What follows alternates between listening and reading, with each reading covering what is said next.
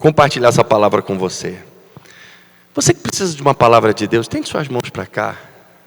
Ore comigo, ore por mim, ore por esse momento. Você que veio aqui, você precisa de respostas, precisa de uma direção de Deus realmente, precisa de um agir sobrenatural de Deus. Senhor, nós oramos, nós te clamamos, nós invocamos o Teu nome. Tua palavra é poderosa, Tua palavra é remédio, Tua palavra é cura, Tua palavra é poder, Senhor. Nós te agradecemos, te louvamos e te bendizemos. Te exaltamos, Pai, para que as respostas do Senhor venham sobre nós, para que as Tuas direções venham sobre nós, aquilo que está no Teu coração venha sobre nós. Senhor, envia Teus anjos nesse lugar, que uma conexão seja estabelecida através de nós para uma compreensão real da Tua palavra e daquilo que o Senhor deseja nos instruir. Tua palavra é instrução. A palavra do Senhor ilumina a nossa mente para tomarmos as decisões acertadas que vão nos levar ao sucesso, ao progresso, a bênçãos, a vivermos aquilo que realmente que o Senhor tem para cada um de nós. Eu oro, Pai, com todo o meu coração, sabendo que o Senhor tem um propósito, um destino, um plano para cada um de nós que estamos aqui. E quão maravilhoso é a Tua vontade que nós possamos ser canais do Senhor nessa terra e caminhar em direção àquilo que o Senhor deseja para nós. Nos ilumina nessa noite, clareia nosso entendimento, traga as Tuas direções de maneira poderosa, arrebenta com todos os cadeados e grilhões que de alguma maneira possam estar impedindo de nós vivermos aquilo que o Senhor tem para nós. Em nome de Jesus nós oramos. Amém. Amém. Meu nome é Alexandre Mineiro, mas eu não sou mineiro. Meu sobrenome é mineiro. E às vezes todo mundo acha que eu vim de BH, que eu vim de sei da onde, que mais. Não, meu sobrenome é mineiro. E eu acho que, eu não sei nem de onde é a origem, mas tem uma família em Friburgo, os mais antigos que eu conheço. Sou pastor em Guapimirim, em Teresópolis, da Igreja em Comum, e estamos vivendo algo especial. E tenho certeza que essa noite vai ser uma noite especial. No final do ano passado, eu ministro uma matéria no seminário que é liderança cristã. E a liderança sempre foi algo muito forte na minha vida, porque já com 17 anos eu fui emancipado pelos meus pais para ter meu primeiro CNPJ. Porque naquela época, pessoas de menor, eu acho que hoje não pode, quem era menor de idade não podia ter um CNPJ no nome. Então, o fato de liderar, de estar à frente de pessoas, de estar à frente de coisas, sempre foi precoce, sempre foi novo, sempre foi comum. Me converti com 21 anos e isso foi natural. Comecei a liderar na igreja, em outras áreas, e começou o ministério, formar líderes, formar pastores. E sempre foi algo natural e que foi nascendo dentro de mim. Esse livro é um compilado de experiências, de estudos, de bagagens que a gente vai acumulando ao longo da vida. Então são 100 devocionais, eu lancei ele em dezembro do ano passado, Liderança em Comum. São 100 devocionais com 100 princípios bíblicos de liderança para você aplicar em qualquer área, em todas as áreas da sua vida. A gente sabe que ele vai estar lá fora. Vou querer ter o prazer de fazer uma dedicatória para você e vai ser uma bênção, né? Os princípios de liderança, de corporativos, de negócio ou de outras áreas, nem todos você pode aplicar diretamente nas áreas da sua vida, mas os princípios bíblicos de liderança, todos os princípios bíblicos de liderança você vai aplicar na sua vida e você vai ter sucesso e você vai ver a coisa se multiplicar e acontecer. Hoje eu vou falar sobre isso, sobre o poder da liderança. A liderança é algo fundamental para a vida, para qualquer área da vida, para que se cresça, para que se desenvolva. É algo importante, algo que nós precisamos entender, é que se nós assumirmos um posicionamento de liderança, e assumirmos uma posição de tomar as rédeas de algumas coisas, e um posicionamento diferente para progresso, para crescimento, para o avanço, seja em qualquer área que for, ministerial, profissional, espiritual, intelectual. Quando você assume um posicionamento de liderança, que você realmente deseja crescer e prosperar e avançar, você precisa entender e pode entender que você começa a caminhar em direção a problemas. Como assim, pastor? Eu começo a caminhar em direção a problemas. Você não pode querer crescer, você não pode querer prosperar, você não pode querer ter progresso e não enfrentar problemas. Os problemas estão na caminhada do progresso, eles fazem parte. Todos somos líderes. E algumas pessoas que podem não se achar tão líderes assim, podem não entender a necessidade de exercer liderança nos seus dias e na sua vida. Eu falo, eu não sou líder, eu não lidero nenhuma área. Eu não sou líder. É um engano. Porque você precisa de princípios de liderança para você guiar a sua família. E você os aplica, às vezes nem sabe. Você é um líder e não sabe. Você lidera as suas finanças, você lidera a sua casa, você lidera a sua agenda, você lidera seus dias. Você lidera algumas outras coisas, seus filhos. Em todas essas coisas, quando aplicamos princípios de liderança, somos bem-sucedidos. As coisas se tornam melhores. Tem um texto de Êxodo 19, capítulo 19, versículo 6. Um texto muito conhecido. Nós lemos no Antigo Testamento e parece que a gente está lendo no Novo.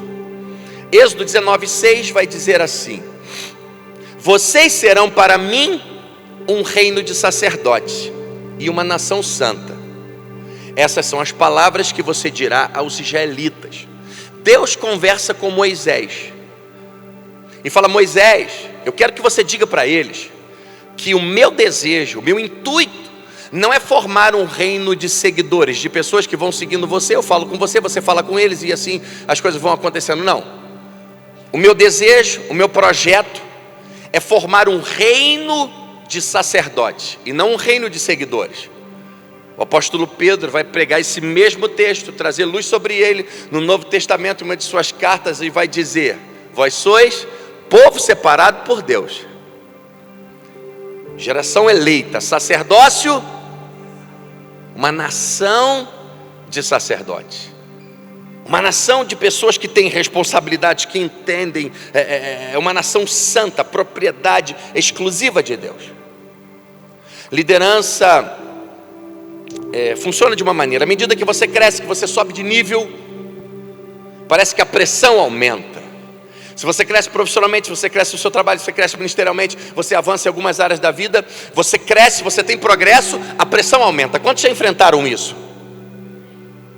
Mas você cresce e a pressão aumenta porque você cresce, beleza, mas também tem um detalhe: as oportunidades também aumentam, os acessos também aumentam, os níveis que você começa a andar também aumentam, pessoas que você começa a conversar também aumentam, coisas que você pode acessar também aumentam. Quando você tem progresso, quando você cresce, as oportunidades aumentam.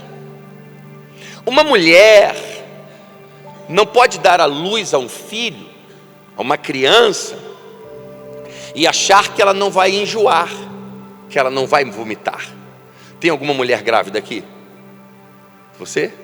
Lá também? Quantos meses? 5º mês. E você? 7º mês? Tinha mais uma? Não. Você? Já vomitou bastante? 5º mês? Vomitou bastante ou pouco? Perdeu noites de sono já, sim? Incomoda dormir, levantar? Mexe com o temperamento, deixa mais nervosa, mais agitada? Mexe com tudo. Os hormônios da mulher ficam em ebulição. A mulher fica descontrolada muitas vezes. Ela fica mexida. Então uma mulher não pode dar à luz a uma criança e achar que nos primeiros meses ela não vai enjoar. Não vai, vomitou bastante também? Não vai enjoar, não vai vomitar. Ela não pode. Ela não pode achar que ela vai dar luz a uma criança, vai gerar uma criança, vai dar luz ao filho, e ela vai dormir bem todas as noites, tranquilamente, não vai perder noite de sono. Ela não pode achar que suas pernas não vão inchar, que seu tornozelo não vai inchar. Ela não pode achar que nos últimos meses ela não vai andando com muitas dificuldades. Para sentar vai ser uma dificuldade, para levantar vai ser uma dificuldade, que ela vai perder noite de sono. Ela não pode achar essas coisas, porque essas coisas acompanham o processo da gravidez. Mas vamos lá. Todas essas três que têm uma criança no ventre. Uma criança é um futuro. Já sabe o sexo? É o quê? Menino, já sabe o nome? Inácio. Então ela tem o Inácio. O Inácio é uma bênção. Inácio é um presente. Inácio é um futuro maravilhoso que está sendo gerado dentro dela. Mas é um futuro maravilhoso, é uma bênção, é um presente que faz ela vomitar. Tira a noite de sono. Tira a paz, assim, no bom sentido da palavra. Tira a paz, às vezes, deixa inquieta, deixa nervosa, deixa agitada, deixa descompensada. Um futuro, uma bênção, que tira a paz, que faz vomitar, que tira noites de sono. Então nós precisamos entender, o seu futuro precisa tirar as suas noites de sono. As crianças que tiram noites de sono de mães que estão grávidas é porque elas estão mexendo, que elas estão saudáveis, que elas estão bem, que elas estão muito vivas dentro da barriga delas.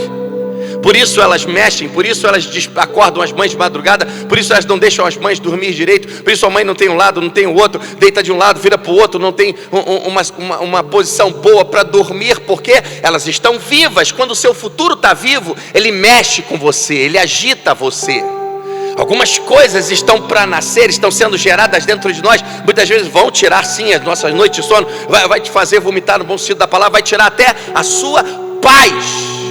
E toda vez que seu futuro estiver tirando a sua paz, do bom sentido da palavra, tirando noite de sono, fazendo você acordar mais cedo, futuro que está vivo te acorda da cama, levanta, porque você tem que me construir. Tem um futuro sendo gerado dentro de nós. Em alguns momentos, porém a mulher... Quantas mães já tiveram mais de 3 filhos ou 3 filhos aqui? Passou por tudo isso, não é, mãe? Teve quantos? 3. Alguém teve 4? 4? Está no 4, é? Tu é corajosa. Do 5º? Está no 5º? E em todos você vomitou? E em todos perdeu noite de sono. Sabe por quê? Porque a alegria da promessa cumprida não faz a gente esquecer dos processos, não faz esquecer do que você passou, mas você vê a promessa cumprida, faz você ver que valeu a pena. Vira para alguém que está do teu lado, fique tranquilo, vai valer a pena todo o processo que você está passando. Vai valer a pena todas as noites que você não dormiu. Esse futuro que está sendo gerado dentro de você, vai valer a pena tudo que você passou, todas as lágrimas que você derramou.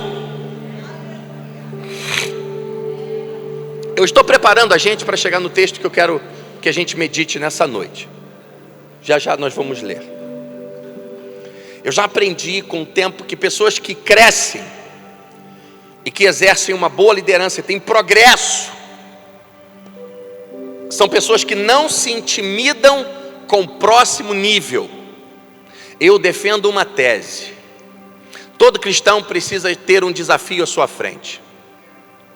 Ele precisa ter um desafio à sua frente constante. Se você está sem desafio nenhum à sua frente, arruma um. Não tem problema nenhum para resolver, arruma um problema. Arruma um problema para você, para te manter ocupado, para te manter vivo, para te manter acordando cedo, para te manter mirando o alvo. Quando Deus faz uma promessa a alguém, o que Deus faz? Uma promessa, Deus coloca um alvo. Pá! Porque Deus deu a terra para o povo, mas quando o povo chega na terra, o que tem dentro da terra? Gigantes, inimigos. Então eles ganharam a terra, mas tinham que tomar posse da terra. Então por vezes nós recebemos promessas de Deus que nós temos que tomar posse dela. Então pessoas que crescem, que têm progresso, que avançam, são pessoas que não se intimidam com o próximo nível. São pessoas que sabem lidar bem com angústia e sabem exercer domínio sobre suas emoções. Pessoas que sabem lidar bem. O ser humano, você é composto de corpo, alma e espírito. Pessoas emocionais são pessoas que reagem e não agem. Pessoas espirituais que andam em espírito, colocam a alma no lugar dela. Você vê o salmista falando: por que está abatida a minha alma?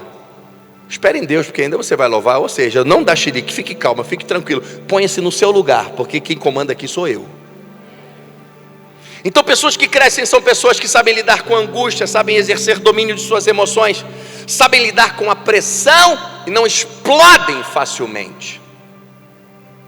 Algumas pessoas, você sabe que a coisa certa dita na hora errada dá errado. Você pode dizer a coisa certa na hora errada e dá errado. Alguns pais podem achar que estão disciplinando os filhos, quando na verdade eles estão machucando os filhos. Porque o meu filho não obedece? Eu falo sempre, você não fala, você bate nele com as suas palavras. Você não ensina, porque você fala aquilo que é certo na hora errada, na frente dos outros, na frente de todo mundo, em lugares que não se deve corrigir. Então você não acaba não ensinando, porque você fala a coisa certa na hora errada, ele não absorve, ele entende de outra maneira. Então pessoas que crescem, elas sabem lidar com a pressão e não explodem facilmente. Elas conseguem exercer domínio sobre as suas emoções. Elas conseguem se calar, elas conseguem falar na hora certa, elas conseguem agir na hora certa, elas sabem ficar quieta na hora certa, elas sabem se posicionar, sabem entrar, sabem sair. Pessoas que crescem são pessoas que sabem lidar com a oposição, são capazes de resistir um nível de pressão e não quebram, não explodem. Sabem lidar com a oposição. Não é qualquer pessoa que tira a sua paz, porque às vezes o diabo levanta coisas para se opor a você, para te desestabilizar, para tirar você do caminho. Lembra de Neemias? Neemias está reconstruindo os muros de Jerusalém. Sanbalat e Tobias vêm porque querem intimidá-lo, vêm provocá-lo, vêm falar, desce daí, vem aqui, queremos falar com você. Neemias está com uma espada na mão, colher de pedreiro na outra. O que Neemias faz, sabendo que os caras queriam o mal dele, perturbando ele, falando mal dele, inventando calúnia dele, zombando dele? Neemias fala: olha só, estou tão ocupado numa obra, eu não vou descer daqui para perder o meu tempo com vocês que não estão nem aí para mim. Faz o seguinte, pode continuar falando que eu vou andar para frente. Preste atenção, canalize toda a força que você tem para andar para frente. Neemias canalizou toda a força que ele tinha para construir aquele muro. Ele não desperdiçou a sua energia com aquelas pessoas que não valiam a pena. O que eles falavam não iriam mudar o que Neemias já tinha dito para ele, o que ele tinha posto no coração e aquilo que ele queria fazer. Então ele falou: meu amigo, pode ficar falando sozinho aí, Deus abençoe, fica na paz, eu tenho mais o que fazer, não estou disposto a ouvir. Se você pensa isso de mim, valeu, tudo bem. Preste atenção, aprenda uma coisa que eu já aprendi com a vida: nem todos vão entender você.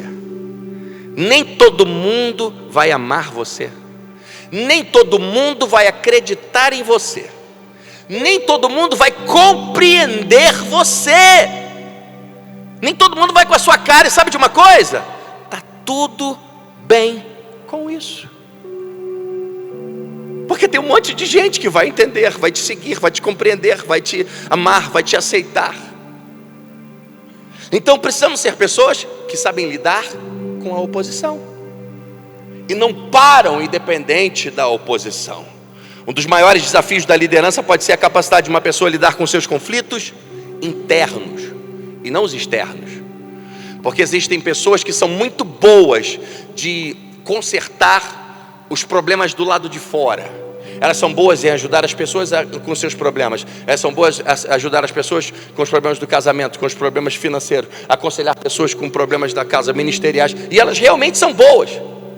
Mas elas não são boas em lidar com seus próprios problemas, com as suas próprias tretas, com as suas próprias distúrbios. A Bíblia vai dizer: examine-se o homem a si, aprenda a lidar com os seus problemas, a administrar os seus problemas. Nem sempre o melhor caminho para crescer pode ser o elevador. Às vezes o melhor caminho pode ser as escadas. Pode demorar menos, pode demorar mais, mas escadas falam de níveis, falam de processo, falam de ser fortalecido. Porque quando você chegar no alto, você vai estar pronto para ficar resistente e permanecer no lugar que Deus te colocou. Em algum tempo de liderança eu já aprendi que pessoas que crescem, seja ministerialmente, seja espiritualmente, seja intelectualmente, seja financeiramente, seja em qualquer área da vida, pessoas que crescem são aquelas que querem crescer. Lá na igreja eu tenho um lema para as pessoas que vão estar ocupando um lugar de liderança, de alguma coisa. Eu falo: olha só, eu preciso de líderes que querem liderar. Não lidere porque vai ser legal, ou porque você está constrangido, ou porque não, eu preciso que você queira. Porque as pessoas que crescem, na verdade, são aquelas que querem crescer. Elas querem, elas têm desejo, sabe? Se você realmente deseja ter progresso e alcançar coisas maiores, aprenda a canalizar toda a sua força para ir em frente. Aprenda a canalizar, seja grato, porque a batalha de hoje pode ser o que está te forjando para a bênção de amanhã. E às vezes podemos achar, reclamar, não entender o porquê estamos vivendo algumas batalhas hoje, mas a batalha de hoje pode ser o que Deus está usando para forjar você para a bênção que Ele tem amanhã. A pressão de hoje pode ser o que Deus está te usando para te preparar.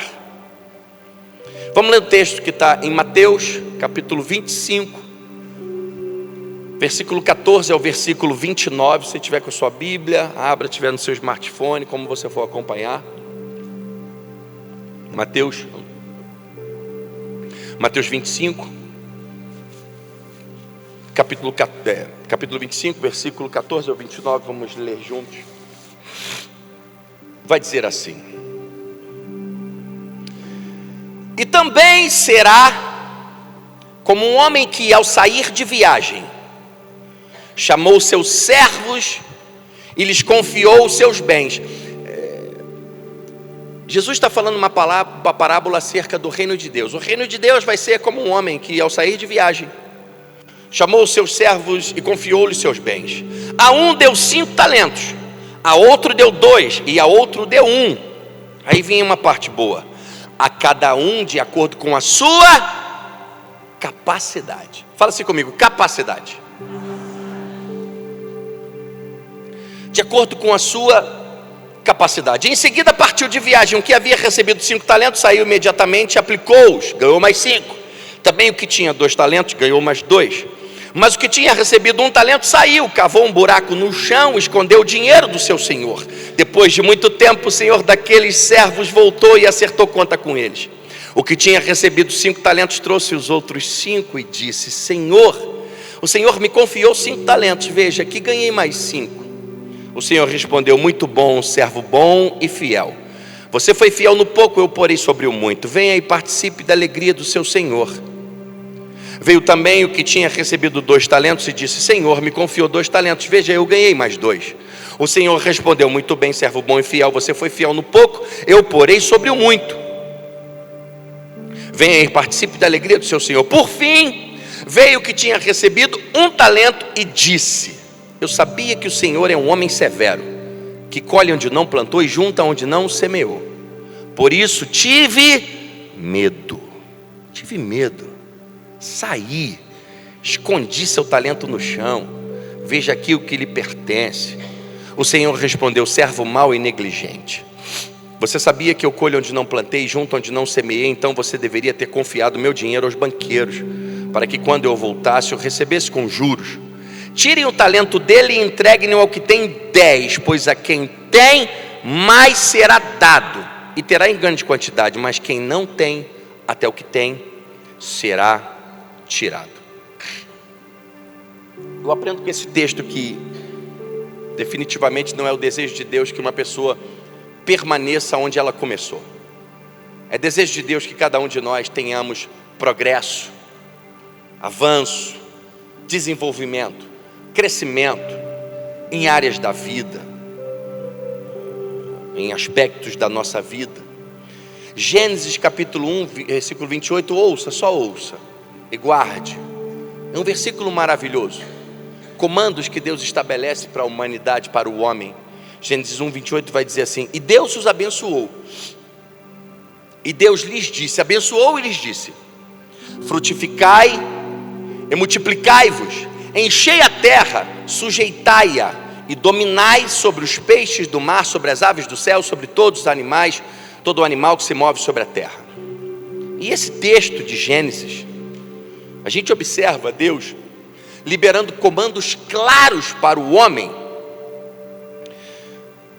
para o crescimento, para o desenvolvimento. E não se tratava de um desenvolvimento só de prosperidade, de finanças, de bens, de coisas desse tipo, Se trata de um crescimento interior, de maturidade, de ministerial, espiritual, intelectual, de sabedoria, crescer em todas as áreas da vida, expandir.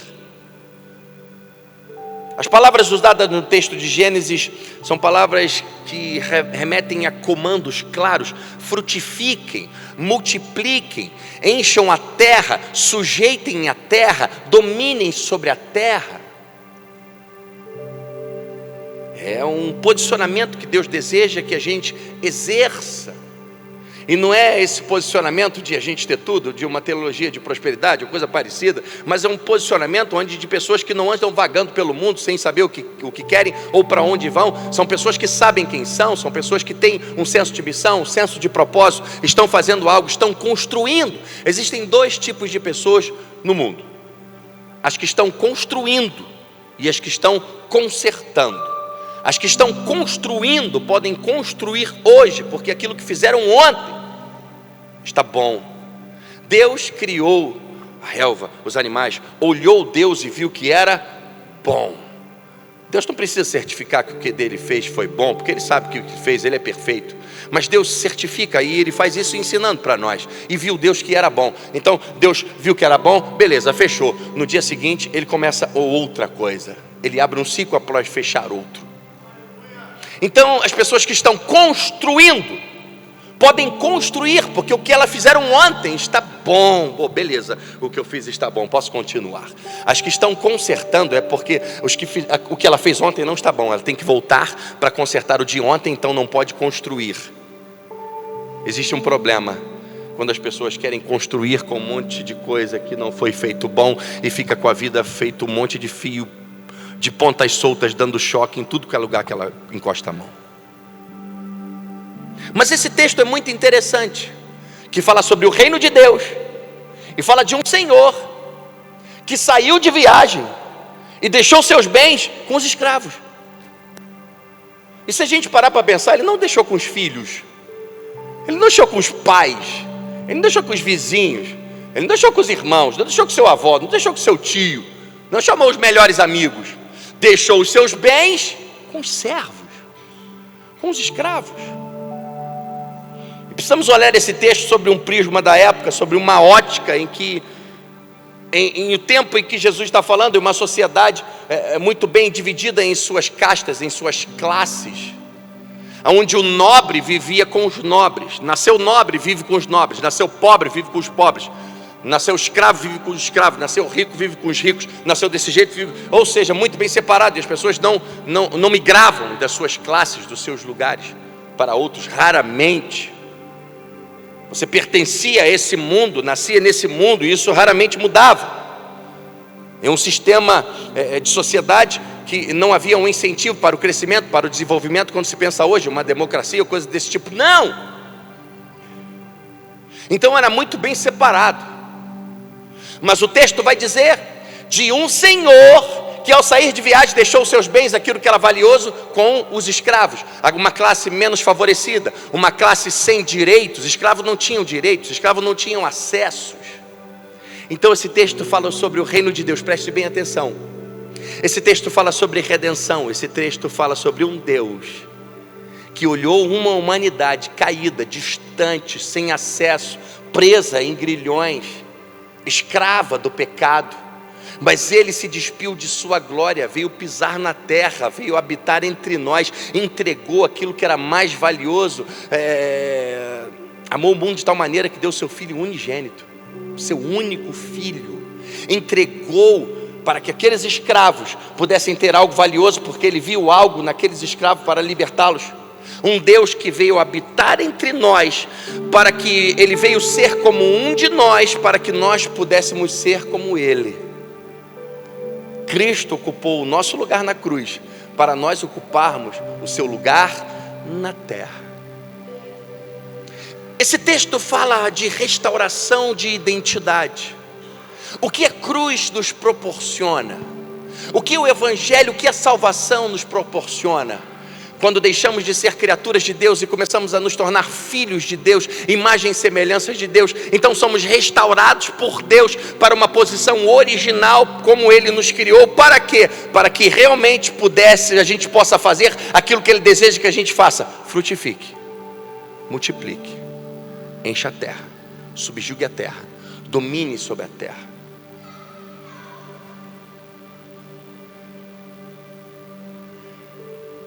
Esse texto fala de redenção, fala das grandezas de Deus que Ele vem trazer para cada um de nós.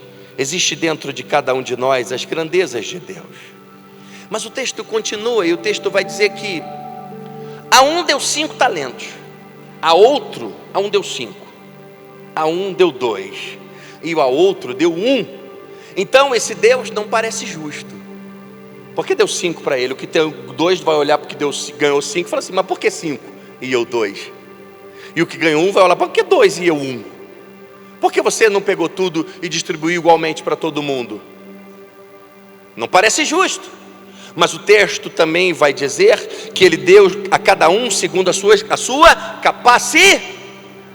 O que recebeu 5 é porque o Senhor olhou e viu que ele tinha capacidade de administrar e de multiplicar os 5. O que ganhou 2 é porque Deus olhou e viu que aquele tinha capacidade de multiplicar os 2. O que ganhou 1 tinha capacidade para lidar com um talento, com aquela quantidade. A diferença dos que podem lidar com uma quantidade maior de talentos é a sua capacidade.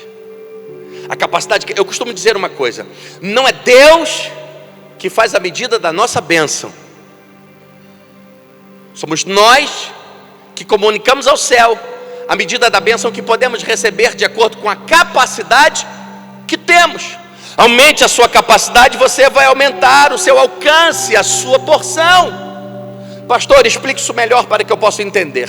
Aquela viúva, o seu marido morre, ela chama o profeta, fala, meu marido andava com vocês, era da escola de vocês, e agora eu estou sendo cobrada, eu não tenho como pagar. O profeta fala, o que você tem? Eu tenho um pouquinho de azeite, quase nada dentro de casa. Falei, já é o suficiente. Pegue vasilhas e não poucas, pegue muitas vasilhas. A mulher pega vasilhas com os vizinhos, espalha as vasilhas dentro de casa, e aquela pouquinho de azeite que tinha, ela começa a encher as vasilhas, e ela vai enchendo, até que ela fala para um de seus filhos, traga mais vasilhas, e o seu filho grita lá de dentro, acabou-se as vasilhas. Na hora que isso acontece, o azeite seca, acaba, não jorra mais, a provisão para de vir, porque não havia mais capacidade para reter a provisão. Enquanto havia uma capacidade para que eu absorvesse a bênção estava sendo derramada. Vamos melhorar. Na sua casa tem uma caixa d'água de 1000 litros de água. Quantos litros de água vão dar dentro da sua caixa d'água? 1000.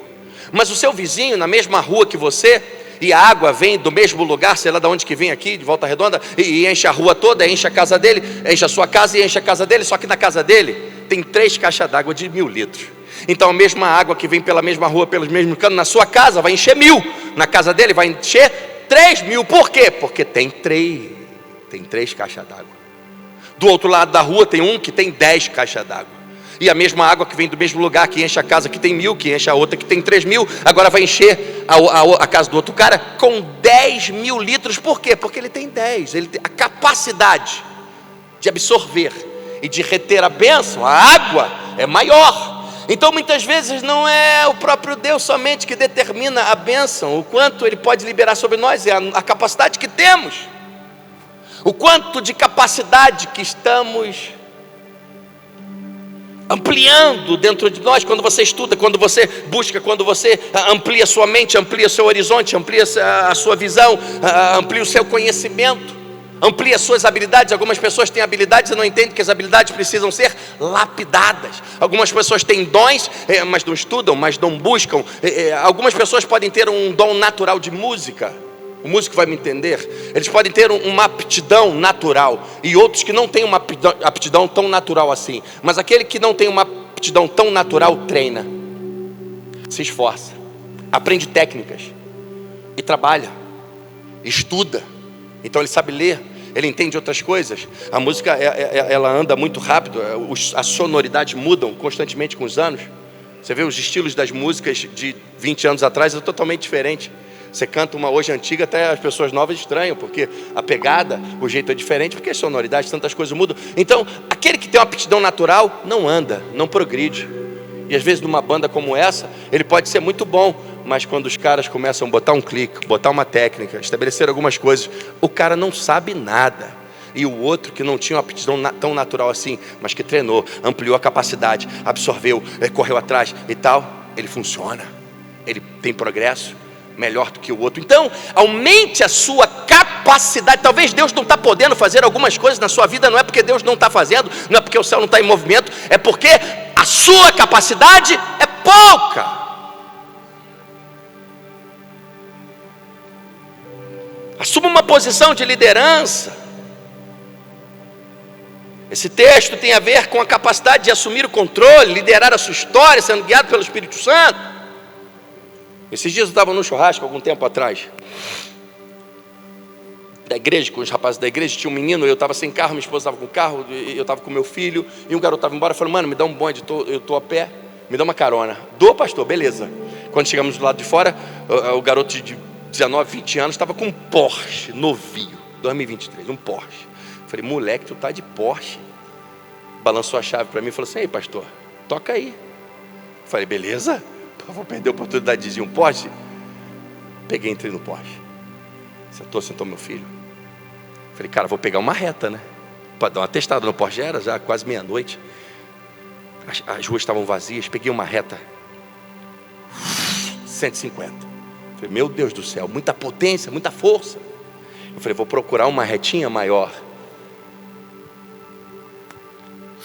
200. Rapaz do céu, chega a dar um frio na barriga. Eu falei, vou dar uma volta pela estrada, posso sair? Eu vou dar uma volta para Teresópolis assim para voltar. Eu meti na estrada, meu amigo. Eu só apertei para 240. Me deu um medo. Muita potência, muita força. O carro é tão potente, uma capacidade tão poderosa de percorrer uma distância longa num curto espaço de tempo. Ele anda um pedaço grande, rápido, em pouco tempo. O problema é que alguns cristãos querem que Deus acelere as coisas, mas quando Deus vai pisar no aceleradorzinho dele, não tem potência, não tem capacidade, não tem força. Então não tem como Deus acelerar algumas coisas. Não é porque Deus não quer, é porque não há capacidade. Se Ele derramar o que você quer que Ele derrame, o seu motor, pá, explode. Não há capacidade, ainda não há força suficiente para que Deus possa fazer algumas coisas. Os 3 servos tinham algo em comum, mas também tinham algo diferente. Eles não tinham a mesma quantidade de talentos, mas todos tiveram uma oportunidade. Talvez você esteja do lado de pessoas que têm alguma coisa a mais que você, tem mais recursos, tem mais visão, tem mais tempo, tem mais experiência, mas você pode ter outras coisas que ele não tem. Mas todos nós temos uma coisa: oportunidade. Quando Davi chega e Golias está afrontando o exército de Israel, todos os soldados tiveram a oportunidade de derrubar Golias. Todos, inclusive Saul. Mas Davi teve a coragem de derrubar Golias. Então todos nós temos oportunidade de realizar algo especial com aquilo que Deus tem deixado em nossas mãos. Tem um texto de Mateus 5,13 que diz assim: vós sois o sal da terra, e se o sal for insípido, se o sal não salgar, não servir para nada, com que há de salgar? Para nada mais presta senão para ser lançado fora e pisado pelos homens.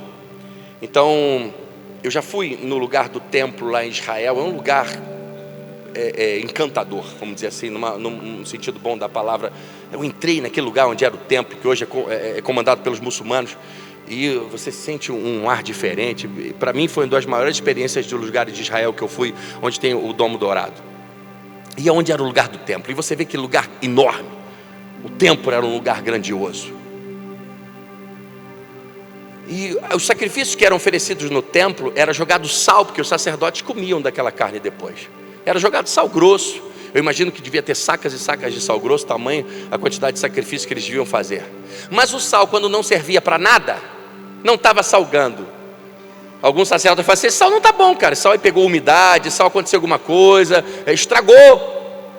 Então existe uma escadaria do templo chamada a Porta Formosa, que era a entrada dos sacerdotes.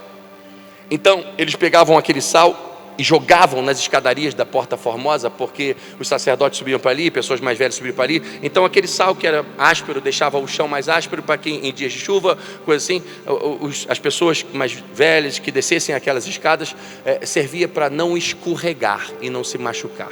Então aquele sal que não servia para nada, só servia para ser pisado pelos homens. Alguns momentos podemos pensar: parece que eu sempre sou o último, parece que nunca acontece, parece que não está acontecendo, parece que eu estou sempre sendo pisado. A Bíblia fala para a sua cabeça, mas parece que eu estou sempre sendo a cauda. É porque talvez a gente não esteja sendo exatamente aquilo que Deus deseja, ou quem nós devemos ser, para que não sejamos subjugados por esse mundo, subjugados por essa terra.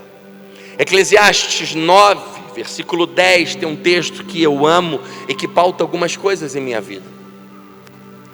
O que suas mãos tiverem que fazer, que façam, e façam bem feito. Faça e faça com toda a sua força, porque na sepultura para onde você vai, não há atividade, nem planejamento, e nem há conhecimento, e nem sabedoria. Eu já aprendi que a excelência te leva ao nível de cima, integridade te leva ao nível de cima, lealdade te leva ao nível de cima, comprometimento, empenho, perseverança, dedicação te levam ao nível de cima. Não podemos ser pessoas que não são comprometidas com o nosso trabalho. Você pode trabalhar em uma empresa, e você pode trabalhar em um lugar, e você pode falar assim: cara, essa empresa não merece o meu comprometimento. Essa empresa, você, pastor, você não sabe, eles não me honram, eu não sou honrado, eu estou aqui 10 anos, eu não recebo de volta aquilo que eu merecia receber. Talvez você esteja no lugar que você acha que você não merece, você acha que deveria estar em um lugar melhor. Talvez você não esteja vivendo aquilo que você acha que deveria viver. Talvez você esteja assim: caramba, não sei porquê, ainda estou nesse lugar, porque Deus não faz alguma coisa. Mas às vezes não entendemos, e às vezes relaxamos com alguma coisa, e às vezes não entendemos que Deus pode estar olhando. Como estamos lidando com o lugar que estamos? Porque na hora que Deus desejar, Ele arranca da gente da onde que tiver e coloca em outro lugar, como o texto diz: foste fiel no pouco, sobre o muito te colocarei. Então precisamos ser excelentes, porque se não somos excelentes no lugar que estamos por causa do patrão, por causa da empresa, por causa de que não devolvemos, por causa de não recebemos honra, porque não foram justos com a gente, por causa disso, quer dizer que a nossa vida é para glorificar os outros, ou a nossa posição, a nossa vida é para glorificar realmente a Deus. Quer comais, quer bebais, quer façais qualquer outra coisa, faça tudo para a glória de Deus. E às vezes não entendemos que estamos vivendo algumas situações, e que Deus permite que a gente viva algumas situações, porque elas podem ser testes para nós, e Deus está só observando como estamos lidando com algumas coisas, para Ele poder arrancar a gente dali e colocar em alguns outros lugares. Se um homem é capaz de avaliar os outros e submeter a treinamentos, a processos para estar em algum lugar, você acha que Deus não... Preste atenção, por favor. Deus não é um Papai Noel distribuidor de bênçãos. Deus é um grande treinador, que está treinando cada um de nós para posições maiores. Eu vou escrever um outro livro de pais que precisam treinar seus filhos, porque alguns pais podem ter filhos muito educados, amorosos, educados, bem afeiçoados, sabem receber as pessoas, sabem falar, sabem ser educados para comer, educados para conversar com as pessoas, mas podem ser totalmente despreparados para a vida. Educar um filho é uma coisa, preparar o filho para o mundo é outra. Você pode ter um filhinho muito educadinho e totalmente despreparado para o mundo. Quando ele entra numa escola e vai lidar com algumas coisas, lidar com pessoas diferentes de que ele nunca viu, ele pode não ter capacidade de lidar com as coisas, porque ele é educado, mas não foi treinado, não foi preparado para lidar com algumas situações e algumas circunstâncias. Eu tenho uma filha que ela mora em Dallas, nos Estados Unidos. Ela tem 20 anos. Quando ela foi para lá, eu sempre tive um processo de treinamento. E se não houvesse tido esse processo, para ela estar morando sozinha, enfrentando algumas coisas, enfrentando alguns desafios de uma menina que mora sozinha em algum outro lugar, talvez até a relação que eu tenho com ela, e talvez o preparo que ela já foi submetida a ter, se ela não tivesse, algumas coisas poderiam ser bem mais difíceis para ela. Vou te dar um testemunho da minha filha. Alguém precisa ouvir esse testemunho. Minha filha ganhou uma bolsa para estudar no Cefenai. Ela ia fazer medicina e não passou na primeira prova, estava fazendo a segunda. E eu acordei de manhã e falei alguma coisa. A gente já conversava sobre ela estudar lá fora e tal. Ela devia ter 18 anos nessa época. Eu acordei de manhã, alguma coisa, falou: Fernanda vai estudar nos Estados Unidos. Eu fui no quarto dela e falei: filha, acordei com isso. Vamos orar por isso. Começamos a orar. Ela descompensou nos estudos. A mãe veio brigar comigo: para que você foi falar isso com ela? Se Deus falou com você, tu cala a tua boca, agora ela não está estudando direito. Eu falei: mas Deus falou comigo, cara. Mas fica você, guarda você para Deus e só ora. Mas aconteceu que nós fomos numa conferência Fire, do Daniel Colenda, 2 anos atrás, que foi no Rio Centro. Estávamos numa fileira da frente na conferência, uma moça tocou lá por trás e falou: olha, eu quero falar com você pode ir ali fora tirar umas fotos comigo, do meu esposo? Quando chegou lá fora, falou: vamos tomar um café. E falei: Fernanda, o que você está querendo fazer da vida? O que você está fazendo? O que você está pensando? Ela: estou orando com meu pai, tenho um desejo de estudar lá fora. Ela falou: é mesmo, Fernanda? É, mas aonde? Ela: não estou pensando no Cefenai, estou orando por isso. Ela está orando e começou a indagar e deixar ela falar. Depois de um tempo a moça falou: já é a 3ª vez, já tem mais de 2 anos que Deus falou comigo, mas hoje quando eu ouvi você, Deus falou: fala com ela hoje. Fernanda, eu quero pagar todos os seus estudos lá fora, pode escolher o lugar que você vai. Ela ganhou uma bolsa da moradia, de alimentação, dos estudos, de tudo.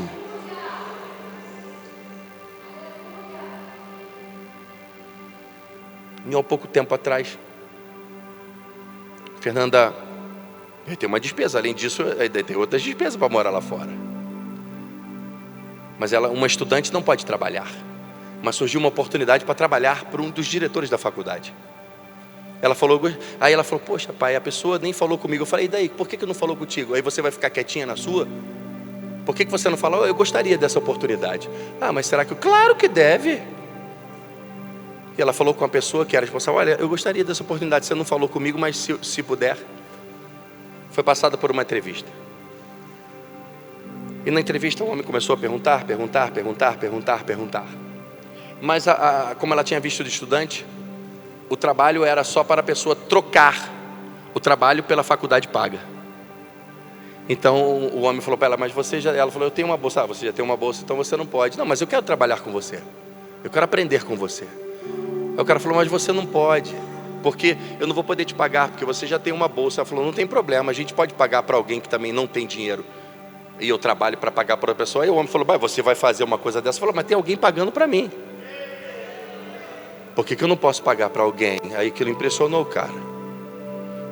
Aí o cara voltou depois e falou: mas eu não posso fazer aquilo que você falou, porque não dá para a pessoa trocar um nome pelo outro, é muita confusão aqui. Não tem um processo na faculdade. Resultado: o homem mudou uma regra da faculdade, mudou o visto da Fernanda de estudante para uma pessoa que pode trabalhar na faculdade e estudar.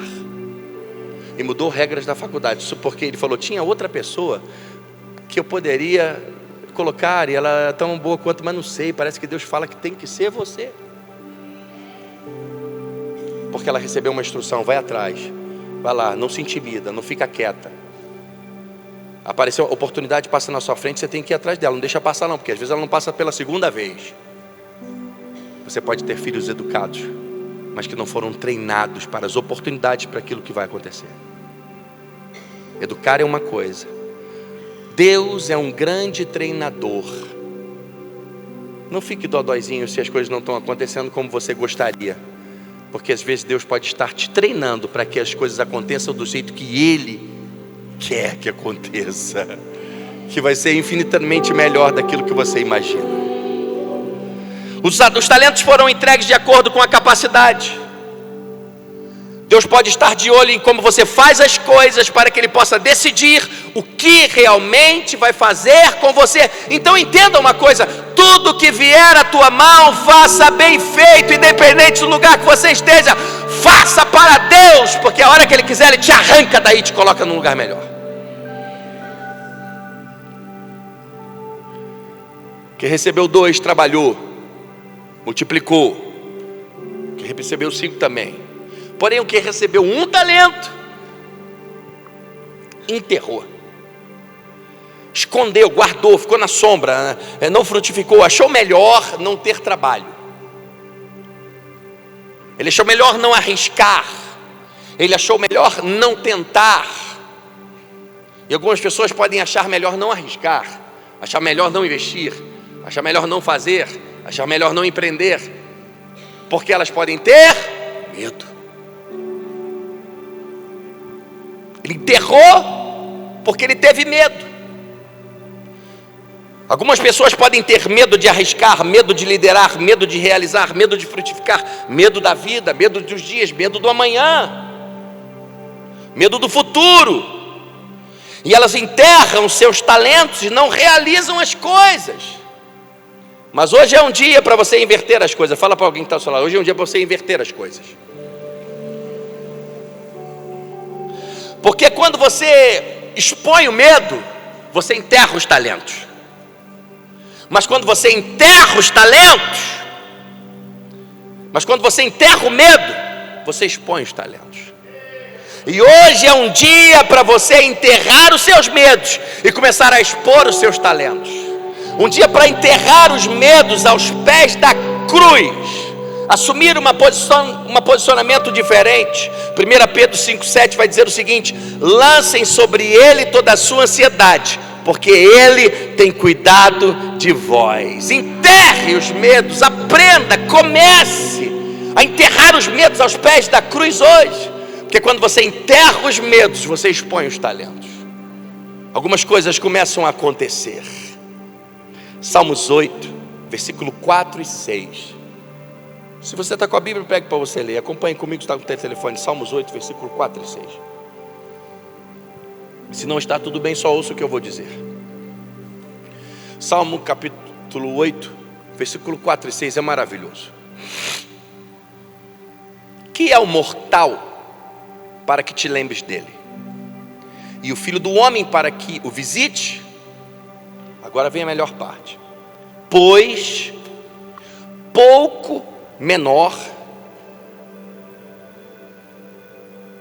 o fizeste do que os anjos. Pouco menor o fizeste do que os anjos, e de glória e de honra o coroastes. Faz com que ele tenha domínio sobre os peixes, sobre as obras das tuas mãos, sobre tudo que puseste debaixo dos seus pés. Então o texto vai dizer que ele nos fez um pouco menor do que os anjos, correto? Então vira para alguém que está do teu lado e fala assim: olha só, tu é quase um anjo e ainda não sabe. Pouco, a nossa capacidade é grandiosa e nós não entendemos isso. Quantos aqui já foram ligar o rádio, ou ligar alguma coisa, um som, botar uma música, e quando você ligou, estava tocando a música que estava tocando dentro da sua cabeça antes mesmo de você colocar para tocar? Ou você estava andando na rua, começou a cantar, uma música estava dentro da sua cabeça, e quando você chegou no ambiente, estava tocando aquela música. Quantos já passaram por isso? É muita gente. Você acha que isso é só coincidência? Todo lugar que eu vou pregar, que já foi em muitos lugares, eu pergunto, uma multidão levanta a mão. Você sabia que a sua cachola, o seu cérebro tão poderoso, que ele é capaz de captar ondas sonoras?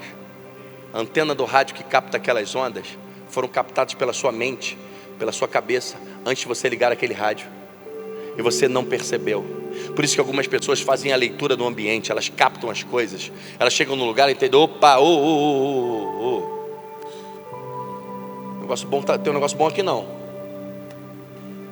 Pessoas proféticas que ouvem a voz de Deus são capazes de entender alguma coisa que não está tão claro, de perceber, ela tem uma percepção, um discernimento diferente das coisas, porque você, o seu corpo, a sua mente, a sua alma, o seu espírito foram tão bem preparados que nós não usamos metade da capacidade, e não entendemos o que está acontecendo. Você pode ainda não ter se dado conta de quão poderoso você é,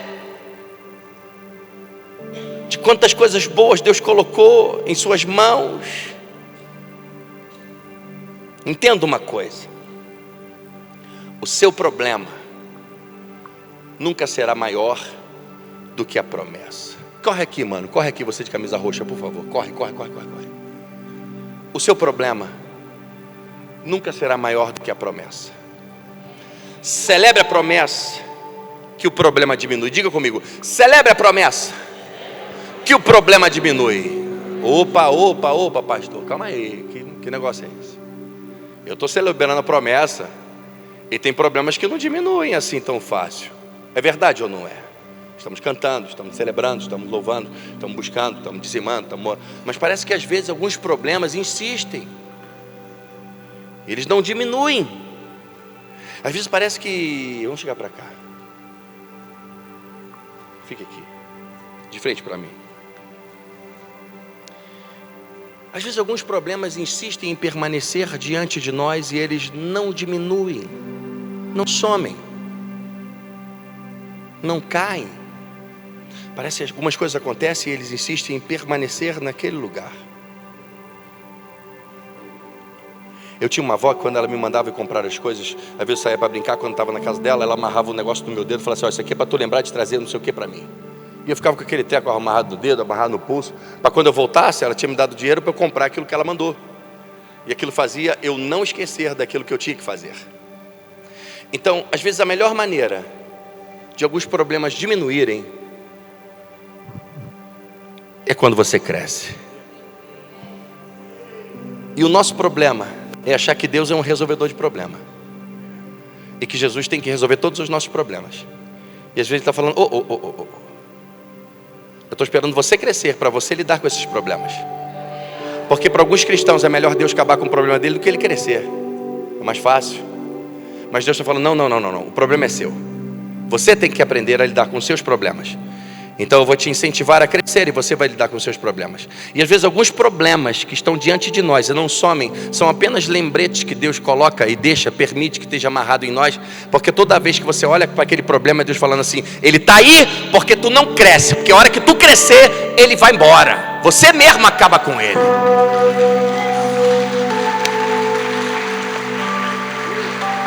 Melhor maneira de lidar com alguns problemas é crescer.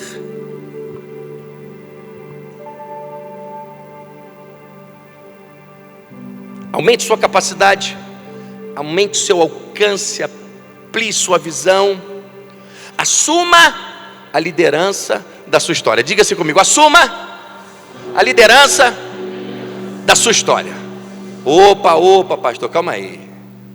Mas sou eu que escrevo a minha história? Ou é Deus que escreve a minha história? Quer dizer que eu assumo a liderança, eu faço tudo? Eu assumo a liderança, então sou eu que escrevo a história, não é Deus que escreve a minha história? Vamos entender isso de maneira melhor e eu vou te dar um exemplo de um barco. E o barco é a sua vida. E você está, o louvor pode vir subindo.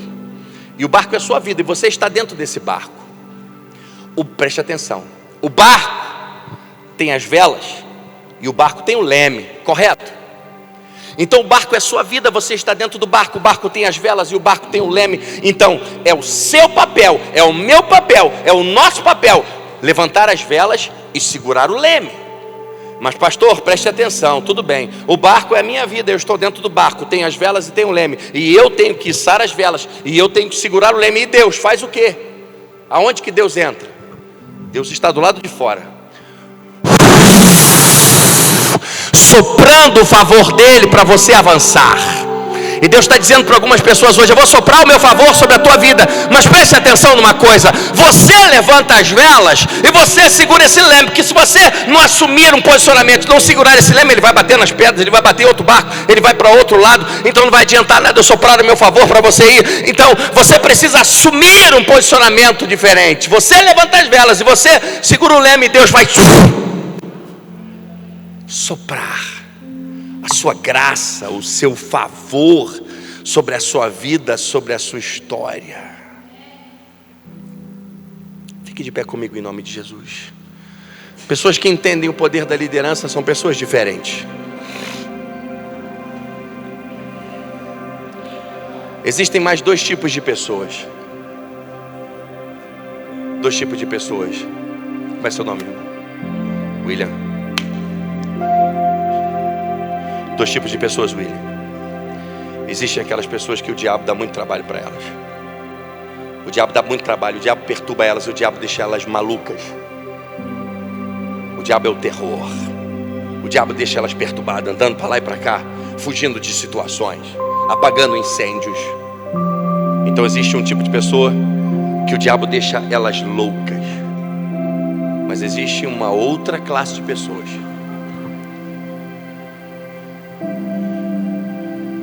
que quando elas acordam de manhã, abrem os olhos, o diabo olha assim: meu Deus do céu, acordou, vai me dar um trabalho danado, devia ficar dormindo até umas 3 da tarde. Você precisa escolher que tipo de pessoa você vai ser. Aquela que vive fugindo do diabo, ou aquela que o diabo fica desesperado quando você acorda, ele foge de você, porque a Bíblia vai dizer: resistir ao diabo e ele vai fazer o quê? Fugirá de vós. Precisamos escolher que tipo de pessoas somos. Aquela que o diabo fica botando a gente para correr que nem um maluco apagando incêndio o dia inteiro, cheio de medos do diabo e medo da vida. Ou aquelas pessoas que vão fazer com que o diabo fuja de nós. Quando você lidera e exerce princípios de liderança, você inverte a situação, você inverte as coisas. Josué 14:10 vai dizer: pois bem, o Senhor manteve-me vivo como prometeu, e foi há 45 anos que ele disse isso a Moisés, quando Israel caminhava pelo deserto. Pois aqui estou com 85 anos de idade, ainda estou tão forte como o dia que Moisés me enviou. Caleb está com 85 anos de idade, fala assim: eu estou procurando uma batalha para lutar, não estou procurando uma poltrona para descansar. Você está aqui nessa igreja, você está procurando o quê? Uma poltrona para descansar ou uma batalha para lutar?